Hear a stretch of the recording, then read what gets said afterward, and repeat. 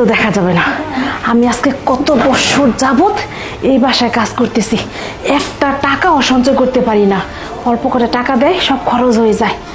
আর আমার বস তো police officer, কালকে রাত্রে দেখছি এতগুলো টাকাই ডরে রাখছে।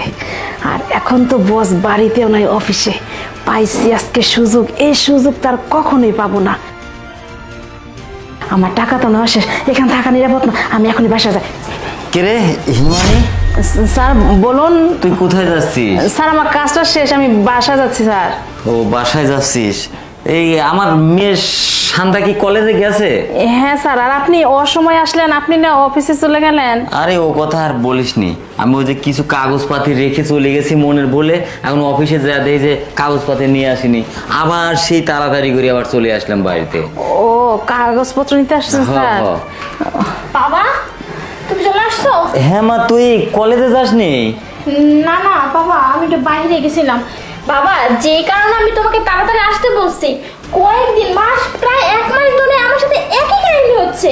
মানে তুমি যে আমাকে টাকা দাও, সেই টাকা আমি বাড়িতেই রাখি, কিন্তু বাড়িতে রাখার পরে হঠাৎ করে ওই জায়গায় টাকা খুঁজে পাইনি। তারপরে তোমার কাছে আমি টাকা চাই, চাওয়ার পরে আবার টাকা বাড়িতে রাখি, কিন্তু সেই টাকা আমি খুঁজে পাইনি।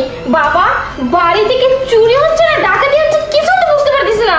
আর আমি কলেজে যাবো, ব্যাগের মধ্যে টাকা রাখি, সেই টাকাও খুঁজে পাই না। তাহলে তুমি বুঝতে পারতেছো আজকে কয়েক মাস ধরে আমার সাথে কি হচ্ছে? আমি তো নিজেই বুঝতে পারি না যে আমাদের বাড়ি কি চোর আসে না ডাকাত আসে, নাকি টাকা পয়সা এমনিতে উধাও হয়ে যায়। বাবা তুমি একটা কিছু করো, এইভাবে চলতে থাকলে তো আমাদের কাছে টাকা পয়সা কিচ্ছু থাকবে না, সব কিছু আস্তে আস্তে নষ্ট হয়ে যাবে। আর তাছাড়া বাবা আমাদের বাড়িতে তো চোর আসার কথাই না, যেহেতু তুমি একজন পুলিশের বাড়িতে চোর আসবে কোথা থেকে? আর বাবা এই বাড়িতে তো তুমি ছাড়া, আমি ছাড়া আর হিমালয় আন্টি ছাড়া কেউই থাকে না।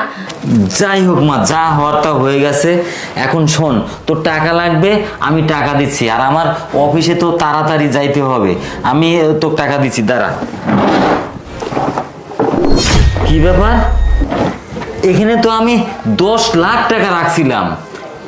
কালকে আমি টাকা ব্যাংকে থেকে তুলে আনি এখানে রাখছিলাম, এই টাকাগুলো গেল কোথায়?